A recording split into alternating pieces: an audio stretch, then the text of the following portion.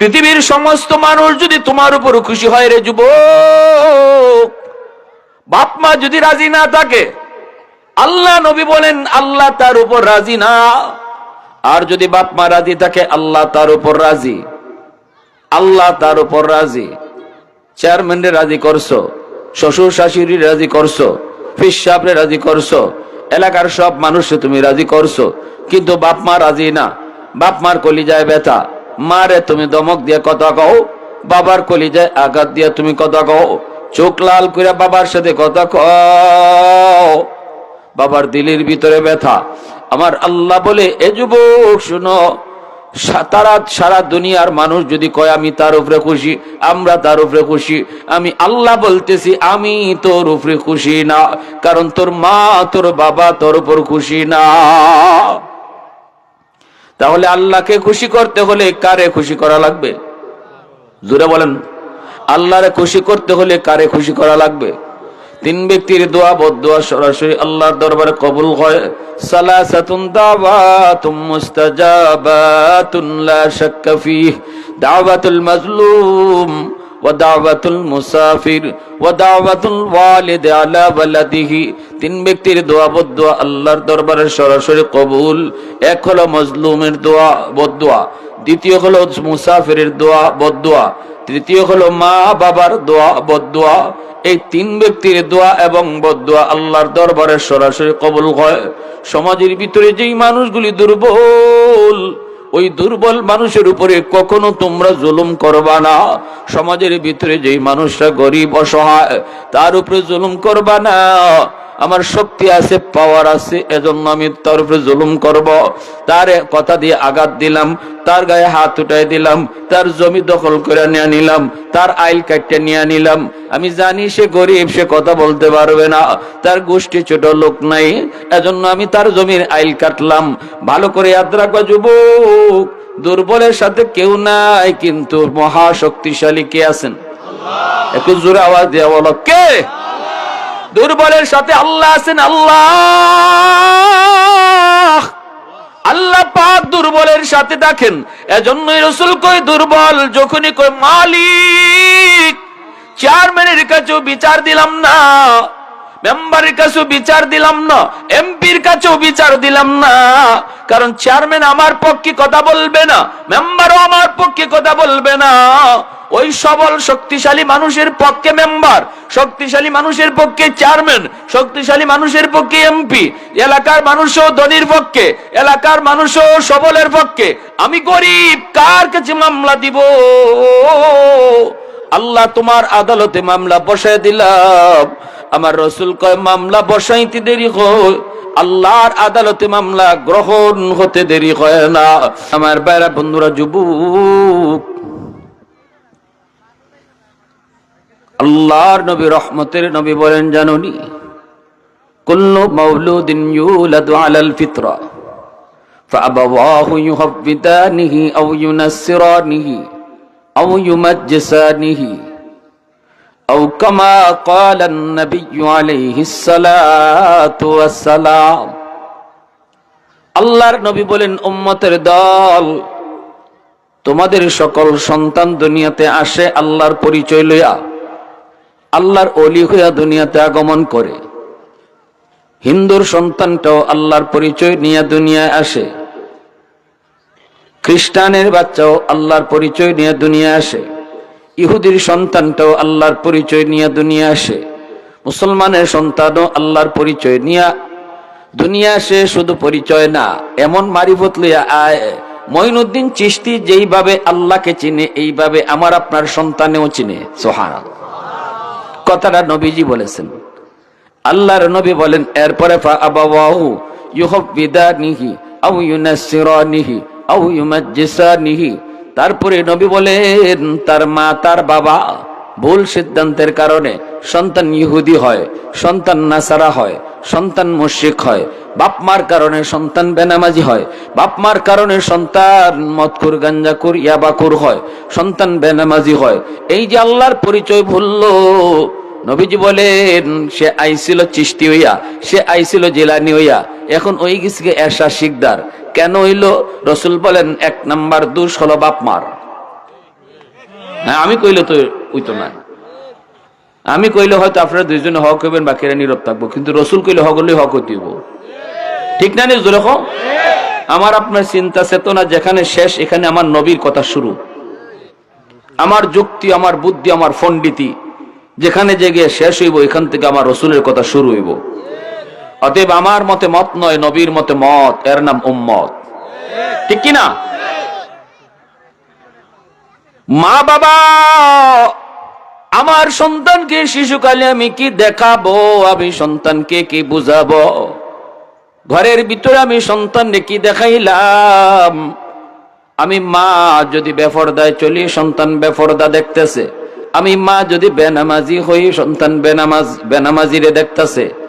আমার ঘরে যদি কোরআন তেলাওয়াত না হয়, গানের আওয়াজ হয়, টেলিভিশন চলে, গানের আওয়াজ সন্তানে শুনতেছে।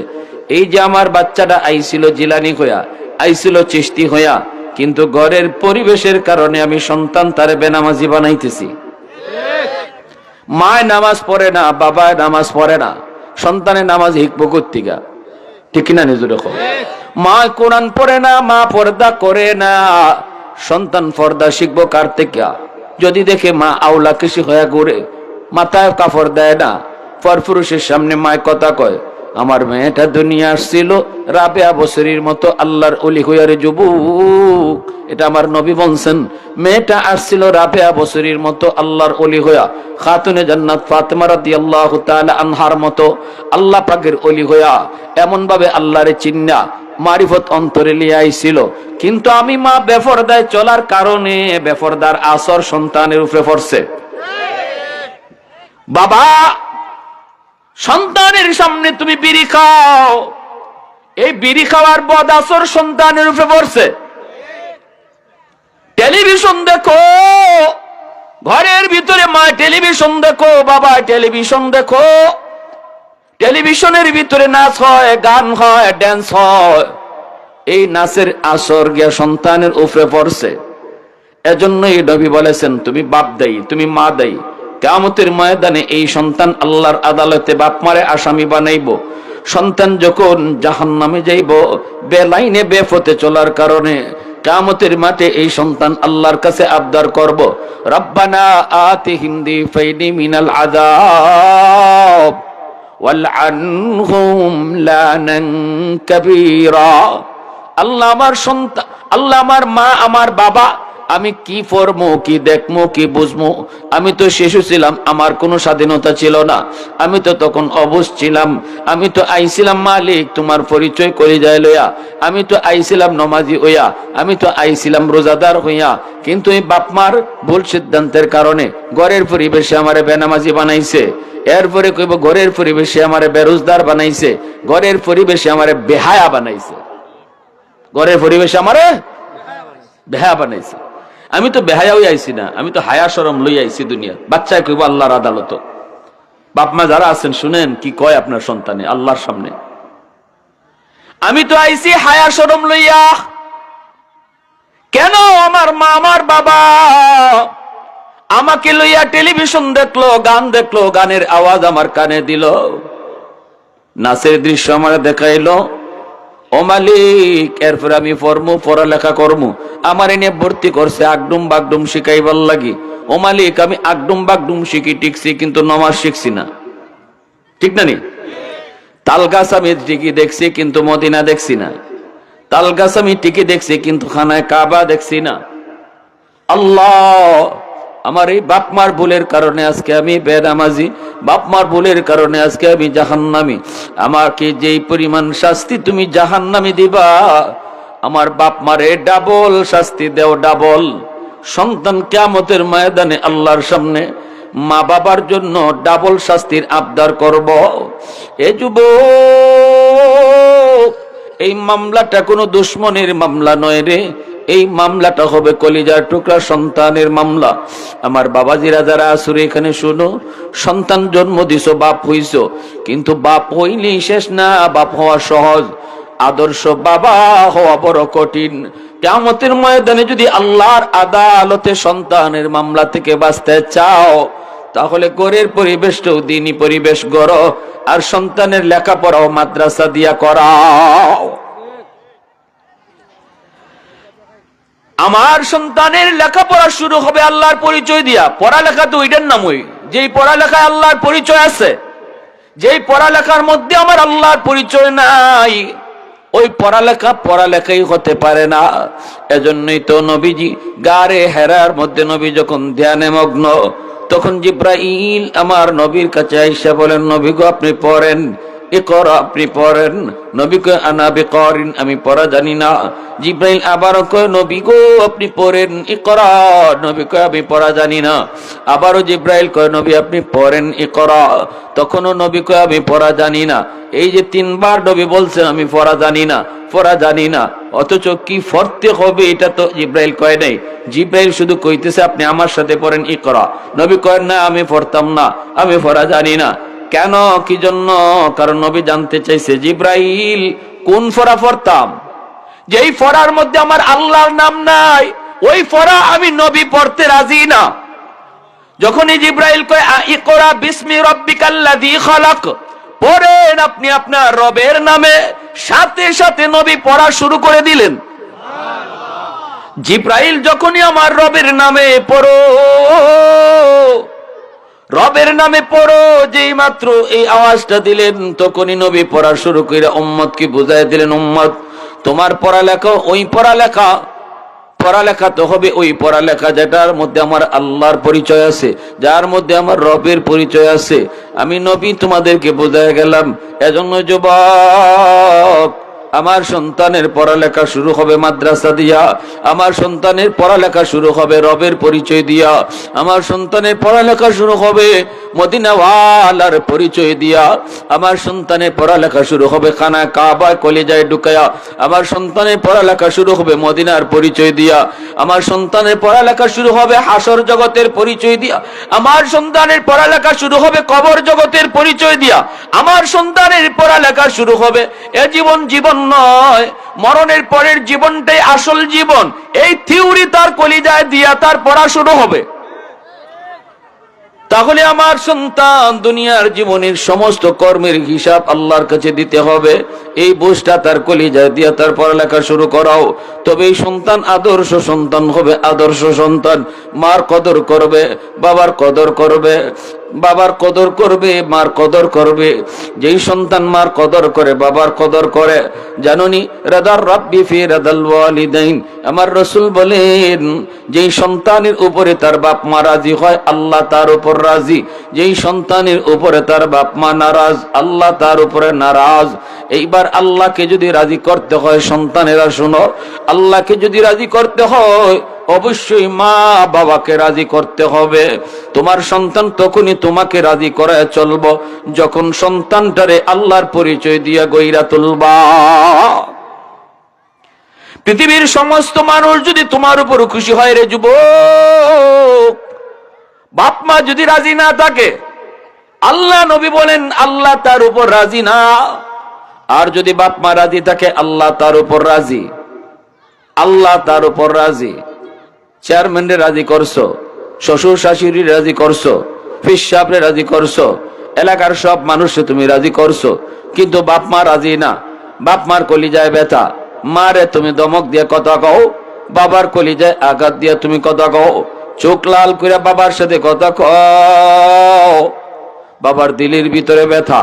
আমার আল্লাহ বলে এ যুবক শুনো, তারা সারা দুনিয়ার মানুষ যদি কয় আমি তার উপরে খুশি, আমরা তার উপরে খুশি, আমি আল্লাহ বলতেছি আমি তোর উপরে খুশি না, কারণ তোর মা তোর বাবা তোর উপর খুশি না। তাহলে আল্লাহকে খুশি করতে হলে কারে খুশি করা লাগবে? জোরে বলেন, আল্লাহরে খুশি করতে হলে কারে খুশি করা লাগবে? তিন ব্যক্তির দোয়া বদদোয়া সরাসরি আল্লাহর দরবারে কবুল হয়। সালাসাতুন দাওয়াতুম মুস্তাজাবাতুন লা শাক্কা ফীহ, দাওয়াতুল মাজলুম ওয়া দাওয়াতুল মুসাফির ওয়া দাওয়াতুল ওয়ালিদ আলা ওয়ালাদিহি। তিন ব্যক্তির দোয়া বদদোয়া আল্লাহর দরবারে সরাসরি কবুল। এক হলো মজলুমের দোয়া বদদোয়া, দ্বিতীয় হলো মুসাফিরের দোয়া বদদোয়া, তৃতীয় হলো মা বাবার দোয়া বদদোয়া। এই তিন ব্যক্তির দোয়া এবং বদদোয়া আল্লাহর দরবারে সরাসরি কবুল হয়। সমাজের ভিতরে যেই মানুষগুলি দুর্বল, ওই দুর্বল মানুষের উপরে কখনো তোমরা জুলুম করবা না। সমাজের ভিতরে যেই মানুষটা গরিব অসহায় তার উপরে জুলুম করবা না। আমার শক্তি আছে, পাওয়ার আছে, এজন্য আমি তার উপরে জুলুম করব। তার কথা দিয়ে আঘাত দিলাম, তার গায়ে হাত উঠাই দিলাম, তার জমি দখল করে নিয়ে নিলাম, তার আইল কাটতে নিয়ে নিলাম। আমি জানি সে গরিব, সে কথা বলতে পারবে না, তার গোষ্ঠী ছোট লোক নাই, এজন্য আমি তার জমির আইল কাটলাম। ভালো করে ইয়াদ রাখো যুবক, দুর্বলের সাথে কেউ নাই, কিন্তু মহা শক্তিশালী কে আছেন? একটু জোরে আওয়াজ দিয়ে বলো, কে? দুর্বলের সাথে আল্লাহ আছেন। আল্লাহ, আল্লাহ পাক দুর্বলের সাথে দেখেন। এজন্যই রাসূল কয় দুর্বল যখনই কয় মালিক, চেয়ারম্যানের কাছেও বিচার দিলাম না, মেম্বারের কাছেও বিচার দিলাম না, এমপির কাছেও বিচার দিলাম না, কারণ চেয়ারম্যান আমার পক্ষে কথা বলবে না, মেম্বারও আমার পক্ষে কথা বলবে না। ওই সবল শক্তিশালী মানুষের পক্ষে মেম্বার, শক্তিশালী মানুষের পক্ষে চেয়ারম্যান, শক্তিশালী মানুষের পক্ষে এমপি, এলাকার মানুষও ধনীর পক্ষে, এলাকার মানুষও সবলের পক্ষে। আমি গরিব, কার কাছে মামলা দিব? আল্লাহ তোমার আদালতে মামলা বসায় দিলাম। আমার রাসূল কয় মামলা বসাইতে দেরি হয়, আল্লাহর আদালতে মামলা গ্রহণ হতে দেরি হয় না। কিয়ামতের ময়দানে আল্লাহ ওই ধনী মানুষটারে কইব তোর নামাজ, তোর রোজা, তোর যাকাত, তোর দান সদকা সব লইয়া তুই পরে জান্নাতে যা। আগে একটু খারো, তোর বিরুদ্ধে মামলা আছে কার? এলাকার একজন গরিব মানুষের, এলাকার একজন দুর্বল মানুষের মামলা। এই মামলাটা আমি আল্লাহর আদালতে গ্রহণ হয়েছে, এই মামলা তুই আগে ডিসমিস কর, তারপরে তুই জান্নাতে যাবি, তোর হজ লিয়ে তুই পরে জান্নাতে যাবি। আগে দুর্বলের মামলা ডিসমিস কর, গরিবের মামলাটা তুই আগে ডিসমিস কর। কিয়ামতের ময়দানে কেউ কাউরে মায়া করবে না, কেউ কাউরে মাপ দিবে না। সন্তান মাকে মাপ দেয় না, মা বাবা সন্তানকে মাপ দিবে না, কেউ কাউকে দয়া দেখাবে না। হাসরের মাঠ দয়া দেখানোর জায়গা না, হাসরের মাঠ হলো পাওনা আদায় করে নেওয়ার জায়গা। হাসরের মাঠে শুধু কইব মালিক, 4 আঙ্গুল জায়গা দখল করে নিছে রাতের অন্ধকারে। আল্লাহ শক্তি ছিল না, শক্তি ছিল না আমি বলি নাই, আমি আমার পাওনা চাই, পাওনা চাই। আল্লাহ কইব পাওনা বুঝায় দে, কারণ আল্লাহর আদালতে ইনসাফের বিচার হইব। ঠিক কিনা জোরে বলে? ইনসাফের সাথে বিচার হবে। দুনিয়ার আদালতে তুমি ঘুষ দিয়া জজ সাহেবরে মাইনে নিছো, জজ সাহেবরে পক্ষে নিয়ে নিছো। দুনিয়ার আদালতে জজ সাহেবরে ফোন দিয়ে তুমি তোমার পক্ষে নিয়ে নিছো। দুনিয়ার আদালতে জজ সাহেবরে বোয়াল মাছ খাওয়াইয়া পক্ষে নিয়ে নিছো। মন্ত্রী মিনিস্টার দিয়া জজরে ফোন দেওয়াইছো, জজ সাহেব তোমারে খালাস দিয়া দিছে। কিন্তু বলো দেখি এ নগর মানুষ, আল্লাহর আদালতে আল্লাহকে ঘুষ দেওয়ার সুযোগ আসেনি? পারবনি কেউ মন্ত্রী দিয়ে আল্লাহরে ফোন দেওয়াইতো?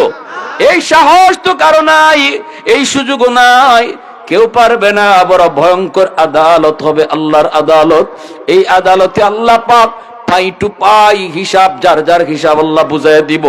1 পাই পরিমাণ হিসাব আল্লাহ না বুঝে কেউ ছাড়তো না। আল্লাহ পাই টু পাই হিসাব বুঝায় বুঝায় মানুষে দিব।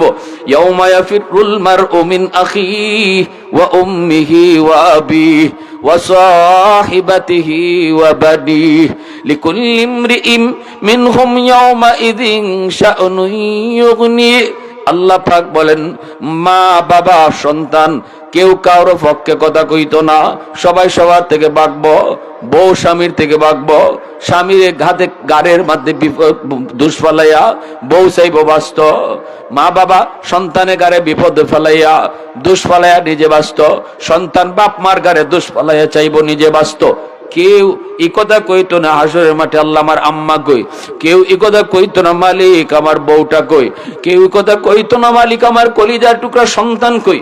হাসরের মাঠে শুধু একটাই আওয়াজ হবে, ইয়া নফসি ইয়া নফসি ইয়া নফসি, মালিক আমারে বাঁচাও, আল্লাহ আমারে বাঁচাও, আমারে বাঁচাও। শুধু একটা জায়গা থেকে মাকামে মাহমুদ, ওই একটা জায়গা থেকে আওয়াজ আসবে, ইয়া উম্মতি ইয়া উম্মতি। তিনি আমার আপনার নবী, তিনি আমার আপনার নবী, শুধু ইয়া উম্মতি বলবে। আর আদম নবী থেকে নিয়ে সবাই শুধু ইয়া নফসি বলবে। শুধুমাত্র আমার আপনার নবী বলবে আমার উম্মত কই, আমার উম্মত কই। আর নতুবা সবাই খালি কইব আল্লাহ আমি কই, আমি কই, আল্লাহ আমি কই, আমি কই, আমি কই। কেউ কইতো না আল্লাহ আমার বউ কই, কেউ কইতো না আল্লাহ আমার সন্তান কই, খালি কইব মালিক আমি কই। কিন্তু আমার নবী কইব আমার উম্মত কই, উম্মত কই। জোরে কন্না সুবহানাল্লাহ। আর একটু জোরে কও না সুবহানাল্লাহ। उल्फत में तेरी वही सीने दंदान को तोरा, बो बकर उमर नक्शे कदम तेरा न चूरा। ऐ उशाक नबी वाके असरार मदीना, सुल्तान का सुल्तान है सुल्तान मदीना, सरकार का सरकार है सरकार मदीना, गुलजार का गुलजार है गुलजार मदीना। এজন্য যুবক বলতেছিলাম, হাসরের মাঠে দুর্বলের মামলা বড় জটিল মামলা হবে, বাপ মার মামলাও বড় জটিল মামলা হবে, মুসাফিরের মামলাও বড় জটিল মামলা হবে। কেউ যদি বাপ মার কলিজায় ব্যথা দিয়ে থাকো, মনে রাখবা কিয়ামতের ময়দানে তোমার নামাজ রোজা হজ যাকাত কোনো কিছু লইয়া জান্নাত পাইবা না, যদি বাপ মার মামলা কোনো সন্তানের উপরে থাকে। এজন্য বলি আল্লাহর রাসূল বলছেন বাপ মার দোয়া, এই দোয়া দিলেও কবুল হয়। বাপ মা যদি কষ্ট পায়া বদ্দুয়া দেয়, এই বদ্দুয়া আল্লাহর আদালতে মামলা হয়। এ আল্লাহর গোলাম, মদিনার কবর জান্নাতুল বাকি, আমার আপনার নবী সাহাবায়ে কেরামদেরকে নিয়ে কবরের পাশ দিয়ে নবী যাইতেছেন। এই অবস্থায় নবীজি অন্তর চোখে দেখলেন কবরের ভিতরে একটা যুবক জাহান্নামের আগুনে জ্বলতেছে, সাপের কামড় খাইতেছে, আর মা মা কয়া চিৎকার করে কাঁদতেছে। আল্লাহর নবী এবার বলতেছেন, সাহাবীরা আমি একটু যুবকের জন্য আল্লাহর দরবারে সুপারিশ করব। তোমরা তো যুবকের আযাব দেখতেছো না, কিন্তু আল্লাহ আমাকে আযাব দেখায়া দিছে। কবরের আযাব আসেনি না নাই? জোরে কো আসেনি না নাই? কবরের আযাব আল্লাহ মানুষে দেখায় না, দেখায় না। যদি আল্লাহ কবরের আযাব মানুষে দেখাইতো রে আল্লাহর গোলাম, তাহলে রাতের বেলা কবরের পাশ দিয়ে তুমি যাও, দিনের বেলাও কেউ কবরের পাশ দিয়ে যাইতো না ডরাইয়া।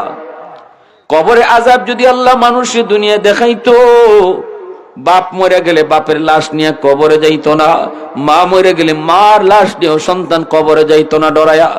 কবর দেখা যায় যদ্দূর এত দূরের ভিতরে কেউ বাড়িঘর বানাইতো না, দুনিয়ার নিজাম বন্ধ হয়ে যাইতো, দুনিয়া চলাফেরা বন্ধ হয়ে যাইত। এজন্যই আল্লাহ পাক মানুষের আড়াল করে রাখছে, চোখের আড়াল করে রাখছে, চোখের আড়াল করে আল্লাহ পাক রাখছে। কিন্তু আল্লাহ মাঝে মাঝে আল্লাহ যারে দেখাইবার তারে দেখায়।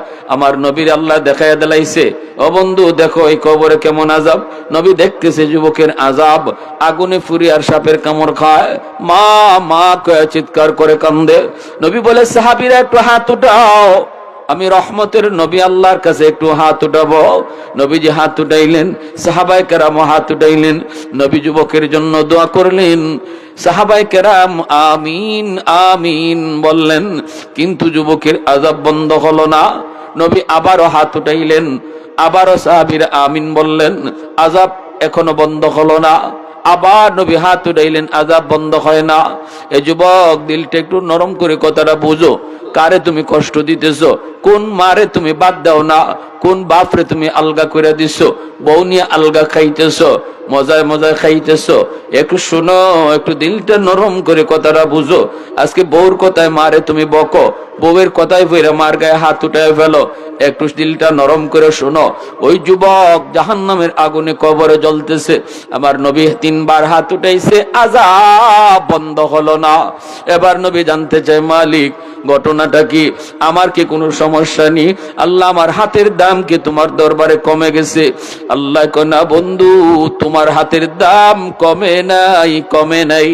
এই যুবকের মা এখনো দুনিয়ায় জীবিত আছে, মরণের সময়টাতেও মা তারে মাপ দিছে না। এই মার কলিজায় বড় ব্যথা, মার গায়ে হাত উঠাইছে, মার গায়ে মা হাত উঠাইছে, মারে মারছে। এরপরে মার দিলের ভিতরে এত ব্যথা, মরণের সময়টা তো মায় তারে মাপ দিছে না। আমি আল্লাহর জন্য সিদ্ধান্ত নিয়েছি, যতদিন পর্যন্ত মায় তারে মাপ না দিব আমি তার কবরের আযাব বন্ধ করব না। এবার আল্লাহ নবী রহমতের নবী কো মালিক, আমি যে হাত উঠাইলাম, আল্লাহকে বন্ধু হাতটা নামাইলাও। সুবহানাল্লাহ, জোরে কও। আল্লাহকে বন্ধু হাতটা নামাইলাও। এখানে হইতো না, মায় মাফ না করলে আমি তোমার সুপারিশও কবুল করতাম না। নবীজি এবার সাহাবীদেরকে পাঠাইলেন, সাহাবীরা দৌড়ায় যাও, তার মারে যে আমার সালাম জানাও। মহিলাকে সালাম জানাইলে মহিলা চলে আসলো নবীর কাছে। নবী কই, মা গো, কবরটা চিনচুনি? মহিলা কই, নবী গো, কবরটা আমার সন্তানের। আল্লাহ নবী কই, এই ছেলে বুঝি তোমার অনেক কষ্ট দিছে, অনেক যন্ত্রণা দিছে, কলিজায় নাকি তোমার অনেক ব্যথা?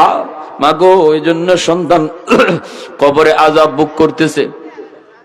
আমি আল্লাহর কাছে একবার নয়, দুইবার নয়, তিনবার সুপারিশ করেছি, আযাব বন্ধ হয় নাই। আল্লাহ আমারে জানাই দিছে, মা তুমি যতক্ষণ পর্যন্ত তারে মাপ না দিবা আল্লাহ আমার সুপারিশও কবুল করবে না।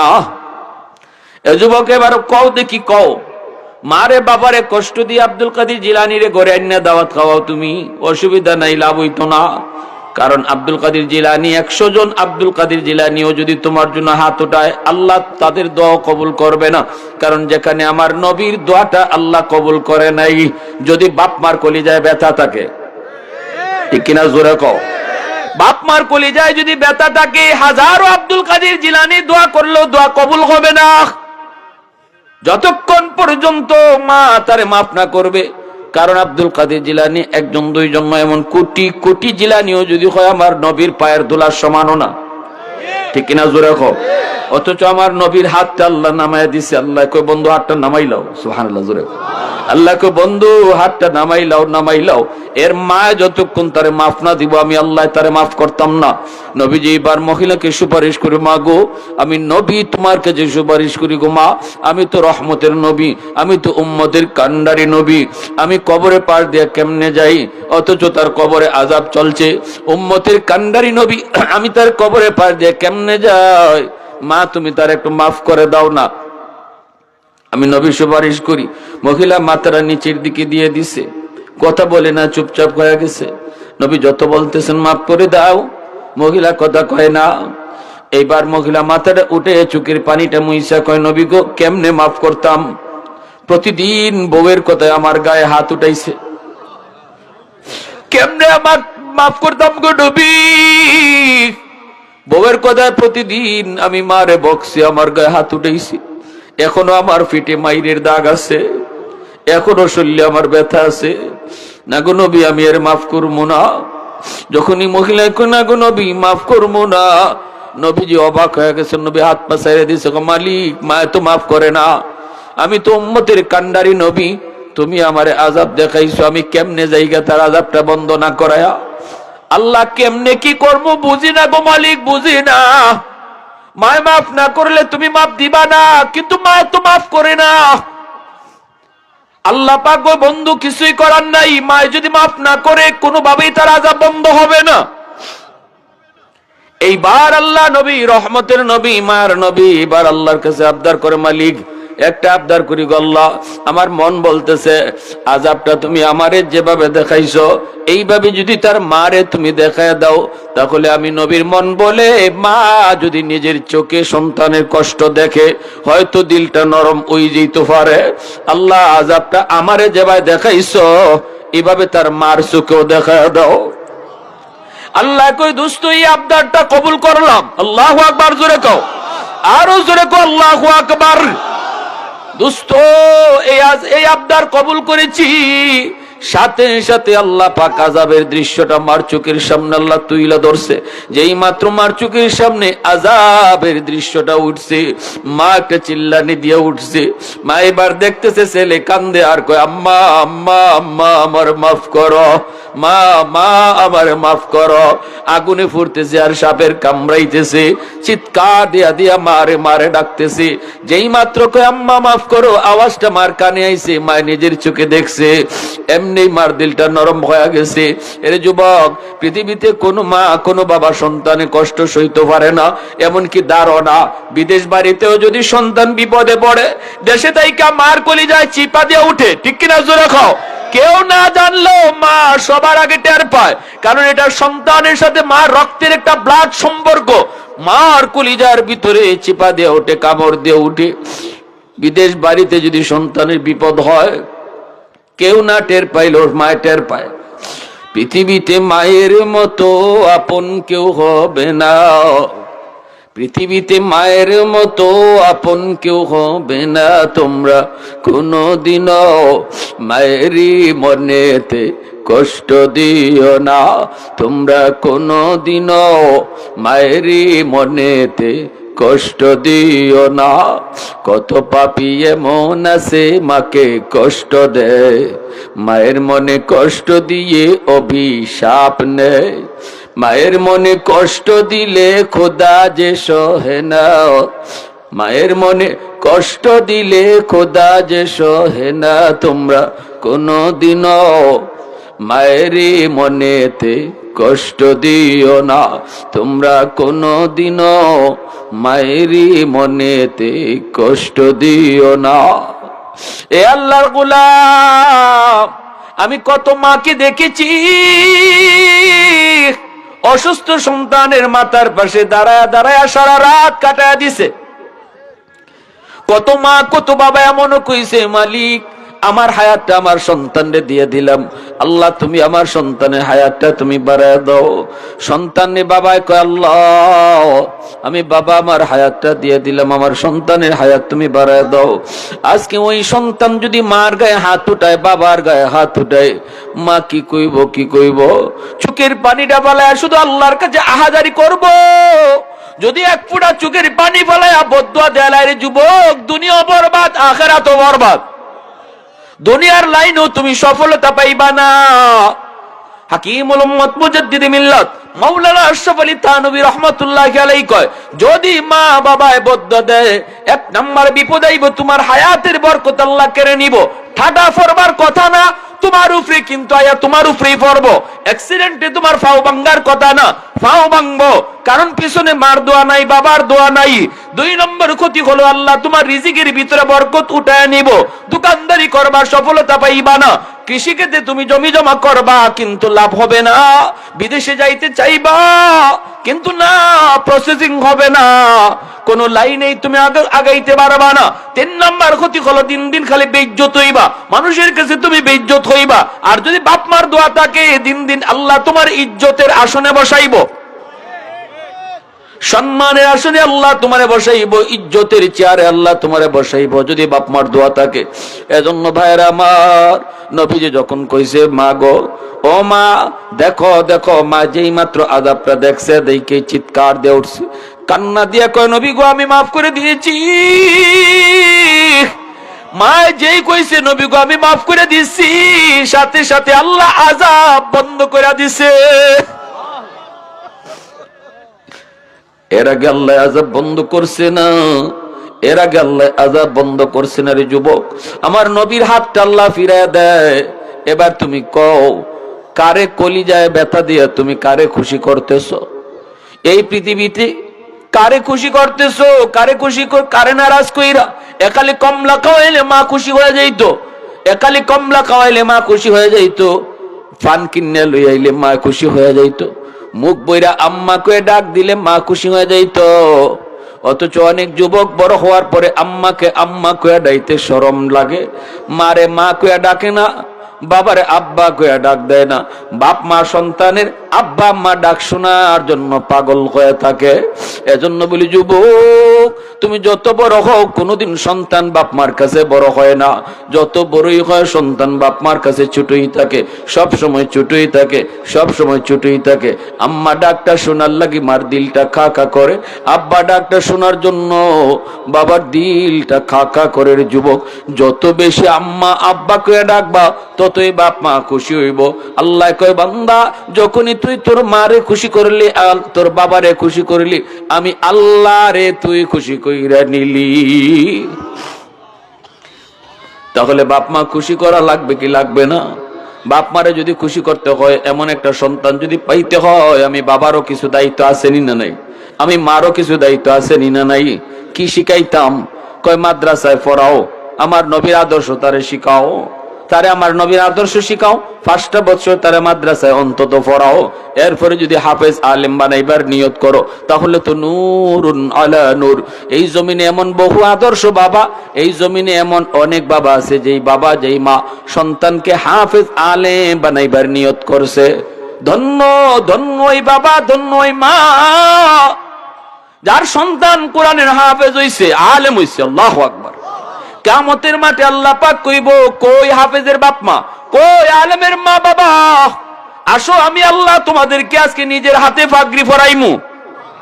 দুনিয়ার জমিনে হাফেজের মাথায় পাগড়ি পরাইছে মানুষ, আর ওই হাফেজের বাপ মার মাথায় পাগড়ি পরাইব আল্লাহ নিজে। সুবহানাল্লাহ জোরে কোন।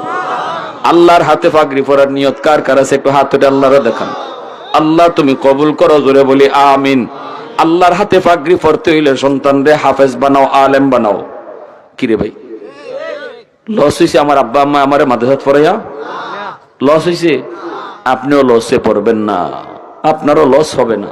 নিয়তটা করেন, হাসরের মাঠে আল্লাহ হাফেজদের আলেমদের বাপ মারের নাম ধরে আল্লাহ ডাক দিত না, নাম ধরে ডাক দিত না, এত সম্মানের সাথে ডাকবো। আসজিদে আকসাম জুমলা আম্বিয়া मुक़्तदी थे और विहा तुम मुक़्तदा, मुक़्तदी थे और विहा तुम मुक़्तदा।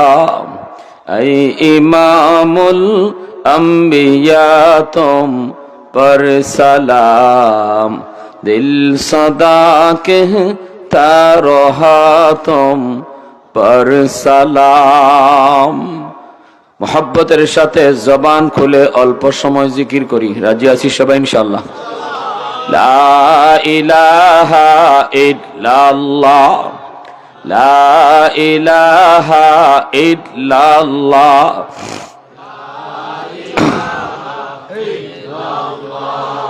লা ইলাহা ইল্লাল্লাহ,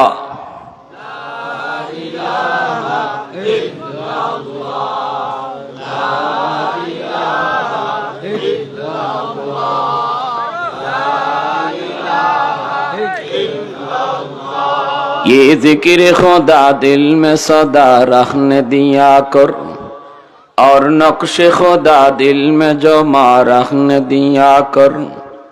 मुर्शिद की नजर गज़ बसर से न होती है, क्या खुश नजरी खुश नजरी खुश नजरी है, क्या खुश नजरी खुश नजरी खुश नजरी है।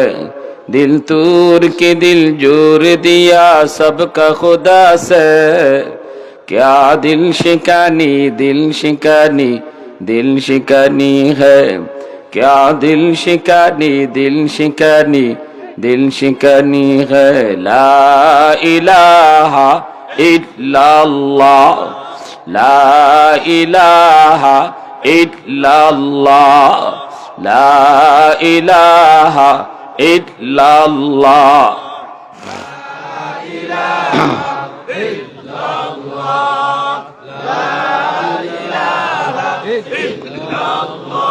ला इलाहा इल्लल्लाह मुहम्मदुर रसूलुल्लाह। জোরে সুরে বলি সাল্লাল্লাহু আলাইহি ওয়াসাল্লাম।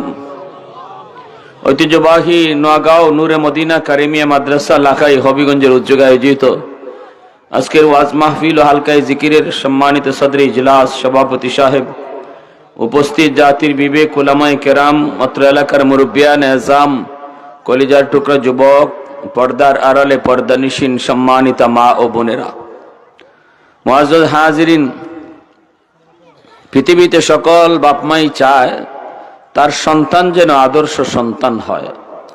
পৃথিবীতে সকল বাপ মাই এটা চায়, কিন্তু কেউ পায় কেউ পায় না। আদর্শ সন্তান পেতে হলে একজন আদর্শ বাবা হতে হবে। একটা আদর্শ সন্তান পেতে হলে আগে আদর্শ মা হতে হবে। আমি যদি আদর্শ বাপ হতে পারি, আদর্শ মা হতে পারি, তাহলে আশা করা যায় আমার সন্তানও আদর্শ সন্তান হবে। এজন্য বাপ মার কিছু দায়িত্ব আছে। সন্তান জন্ম দিলেই খালি হয় না, মানুষের বাচ্চা জন্ম নিলে মানুষ হয় না, মুরগির বাচ্চা জন্ম নিলে মুরগি হয়, কিন্তু মানুষের বাচ্চা জন্ম নিলে মানুষ হয় না, তারে মানুষ বানাইতে হয়। আর মানুষ বানানোর পথ হইল কোরআনের শিক্ষা। এটা আমার কথা না, এটা আমার কথা না, এটা আল্লাহর কথা। পবিত্র কোরআনের সূরাতুর রহমানের শুরুতে আল্লাহ এই কথাই বলছেন, আর রহমান আল্লামাল কোরআন খালাকাল ইনসান। মানব সৃষ্টির কথা আল্লাহ পরে নিছেন, আর কোরআন শিক্ষার কথা আগে আনছেন। এর দ্বারা আল্লাহ এই কথা বুঝাইছেন, মানুষ তখনই মানুষ হয় যখন তার মাঝে কোরআনের জিন্দিগি থাকে, যখন তার জীবনে হালাল হারাম থাকে, জায়েজ না জায়েজ বুঝে, আল্লাহরে ডরায়, আখিরাতের ভয় আছে। আল্লাহ বলে সেই মানুষ। আর যার অন্তরে আল্লাহর পরিচয় নেই, যে আখিরাত বুঝে না, হালাল হারাম মানে না, জায়েজ না জায়েজ চিনে না, আল্লাহ বলেন সে দেখতে মানুষ হইল, আমি আল্লাহর তালিকায় মানুষ না, আল্লাহর তালিকায় সে কি না, মানুষ না। হে যা মন চায় তা খায়, যা দেখতে মন চায় তা দেখে। এজন্য আমার সন্তান আমি জন্ম দিছি, কিন্তু মানুষ বানাইতে পারছি না। মানুষ বানাইতে হইলে আল্লাহ বলেন তারে কোরআন শিখাও, আল্লাহর পরিচয় শিখাও। এজন্য উলামায়ে কেরাম এখন আপনাদের সন্তান যাদেরকে লেখাপড়া করাইবেন, আপনি নিয়ত করছেন ডাক্তার বানাইবেন, আলেম বানাইবেন, অসুবিধা নেই। ইঞ্জিনিয়ার বানাবেন, অসুবিধা নেই। সব মুফতি সাহেব হলে ডাক্তার হইব কেটা? কিন্তু আল্লাহর পরিচয় শিখাইতে হইব। আগে তারা মানুষের বাচ্চা বানাইতে হইব। আর মানুষের বাচ্চা হইব তখনই যখন মুসলমানই শিখব। মুসলমানই শিখলো তো মানুষের কাতারে নাম লেখাইলো। এরপরে ডাক্তার বানান, ইঞ্জিনিয়ার বানান, প্রফেসর বানান, পাইলট বানান, আপত্তি নেই, কোনো আপত্তি আমরা করব না। উলামায়ে কেরাম এজন্যই মাদ্রাসার 5 বৎসর, বাচ্চাদের জন্য 5টা বৎসর 1 থেকে 5 পর্যন্ত, এই 5 বৎসর নুরানি ক্লাসে স্কুলের সমমানের অঙ্ক ইংরেজি ঢুকাইছেন সিলেবাসে, যাতে করে আপনার সন্তান ডাক্তার বানাইলো 5 বৎসর মাদ্রাসায় পড়ব, তার জীবনের শুরু লেখাপড়া হইব আল্লাহর পরিচয় দিয়া। এই 5 বৎসরে সে আল্লাহরে চিনলো, আখিরাত বুঝলো, মানুষের কাতারে নাম লেখাইলো, মুসলমানই শিখলো। এরপরে আপনি 6 বৎসর বয়সে 5 বৎসর মাদ্রাসায় পড়াইয়া এরপরে আপনি যদি হাই স্কুলে ভর্তি করতে চান, অসুবিধা নেই আমাদের। আপনি হাই স্কুলে নিয়ে যান, হাই স্কুলে নিয়ে তারা ডাক্তার বানান, ইঞ্জিনিয়ার বানান। কিন্তু এই 5 বৎসর তারা মাদ্রাসায় পড়াইবেন না, আল্লাহর পরিচয় শিখাইবেন না, মুসলমানের সন্তান বানাইবেন না, বরং আগডুম বাগডুম গোড়াডুম সাজে শিখাইয়া শিখাইয়া তার এনে হাই স্কুলে দিবেন। এখানে আমাদের অবজেকশন আছে, এখানে আমাদের অভিযোগ আছে, আপনাদের উপরে অভিযোগ আছে, অবজেকশন আছে। নো, এই সিস্টেম চলবে না। আগডুম বাগডুম কেন পড়াবো? ওই দেখা যায় তাল গাছ দেখাইয়া কি হইল? ওই বড়া কি তাল গাছ দেখাইয়া? এরে মদিনা দেখাও, খানায় কাবা দেখাও, তাল গাছ দেখায় লাভ নেই। খানায় কাবা দেখাও, মদিনা শিখাও, তাহলে শিশুকালে বাচ্চার দিলের ভিতরে আল্লাহর ঘর খানায় কাবা বসে যাবে। দিলের ভিতরে মদিনার রওজা, রাসূলের রওজা তার দিলে বসবে। এই ছেলে হাই স্কুলে গেলেও কাবা ভুলবে না, কাবার বিরুদ্ধে কথা বলবে না, কারণ শিশুকালে তার দিলের ভিতরে কাবা বসায় দেওয়া হয়েছে। সে বড় হলেও রাসূলের রওজার বিরুদ্ধে কথা বলবে না, আমার নবীর শানে বেয়াদবি করবে না, নাস্তিকদের কাছে গেলেও নাস্তিক হবে না। ঢাকা ইউনিভার্সিটির বাংলা বিভাগ, যারা নাস্তিকদের আড্ডা, এখানে গেলেও আপনার সন্তান নাস্তিক হবে না। কোরআনের পক্ষে আওয়াজ উঠাবে, কোরআনের সৈনিক হবে। কারণ আপনি বাবা, আদর্শ বাবা, আপনি মা, একজন আদর্শ মা, আপনার আদর্শের পরিচয় দিচ্ছেন সন্তানকে, আল্লাহর পরিচয় শিশুকালে শিখাইয়া, সন্তানে কলিজায় কাবা ঢুকাইয়া, সন্তানের কলিজায় মদিনার নূর ঢুকাইয়া আপনি একজন আদর্শ বাবার পরিচয় দিচ্ছেন। এজন্য আপনার সন্তানও আদর্শ সন্তান হবে। ডাক্তার হলো ডাক্তার হবে, ডাকাত হবে না। ইঞ্জিনিয়ার হলেও মানুষ হবে, চোর হবে না। আর নতুবা ইঞ্জিনিয়ার সাহেব ব্রিজ বানাইবো, কালভার্ট বানাইবো, আর রড না দিয়া বাঁশ ঢুকাই দিব। এমন নজির আসেনি না নাই বাংলাদেশে? হ্যাঁ, ডাক্তার হইব 10,000 টাকার লোভে পইরা নর্মাল ডেলিভারি কেসের মহিলারে কইব সিজার করতে হবে, নাইলে মাও মরবো, বাচ্চাও মরবো, দিছে আপনার ডর লাগাইয়া। অথচ ডাক্তারে জানে সিজার লাগতো না, বিল কম হইব নর্মাল ডেলিভারি হইলে, আর সিজার করলে ফেটটা কাটলে 20,000 টাকা বিল। এই ডাক্তারে ডাক্তার কইবেন না ডাকাইত কইবেন? হ্যাঁ, মানুষ হইল করতে গিয়া, ডাক্তার হইয়া মানুষ হইল করতে গিয়া, ডাক্তার হইয়া তো ডাকাইত হইল, ঠিক না নি? এই মাদ্রাসা আপনাদের সাহায্য সহযোগিতা চলে, আপনার সন্তান পড়ে, আপনার এলাকার সন্তানরা পড়ে। আল্লাহ রসুল কইছে যে এলাকায় যে মাদ্রাসা হয়, এই মাদ্রাসার উসিলায় আল্লাহ এলাকারে আসমানি গজব থেকে বাঁচায়, মাদ্রাসার উসিলায় আল্লাহ গজব থেকে বাঁচায়। আমি মাদ্রাসা যদি টিকায় রাখি তাহলে আল্লাহ আমারে টিকায় রাখবো। কথাটা বিশ্বাস হয় না? ইন্নাল আলিমা ইস্তাগফিরু লাহু মান ফিল আরদ ওয়া মান ফিস সামা হাত্তাল হিতানু ফি জাওফিল মা। রাসূল কয় মাদ্রাসা টিকায় যে রাখবো, আল্লাহ তারে টিকায় রাখবো। মাদ্রাসার যে ধ্বংস করতে চাইবো, আল্লাহ তারে ধ্বংস করে দেব। এটা আল্লাহ বরদাস্ত করতে পারে না। যে মাদ্রাসারে মহব্বত করব দিল দিয়া, ছাত্র উস্তাদকে মহব্বত করব দিল দিয়া, আল্লাহ তারে মহব্বত কইরা তার সন্তানকে আল্লাহ হাফেজ আলেম বানিয়ে দিব। মাদ্রাসাকে অন্তর থেকে ভালো না বাসলে সন্তান কোনোদিন হাফেজ আলেম হইতো না। আলেমদেরকে দিল থেকে মহব্বত না করলে সন্তান কোনোদিন হাফেজ আলেম হইতো না। এটা আল্লাহ বানাইতোই না, এটা আল্লাহ ইনসাফ। তুমি আলেমদেরকে মহব্বত করো না, তোমার ছেলে আলেম কেন হইব? তুমি আলেমদেরকে দিল থেকে ভালোবাসো না, তোমার ছেলে কেন হাফেজ হইব? আর বাহাদুরি কইরা সন্তানরে হাফেজ বানানি যায় না। মন্ত্রী হইলে কি ফুলারে হাফেজ বানাইতে পারবো নি? কোটি কোটি টাকা বাপের মালিক, বাপের এই বাপে কি সন্তান হাফেজ বানাইতে পারবো? টেকার জোরে, ক্ষমতার জোরে, টেকার জোরে সন্তান হাফেজ বানানো যায় না।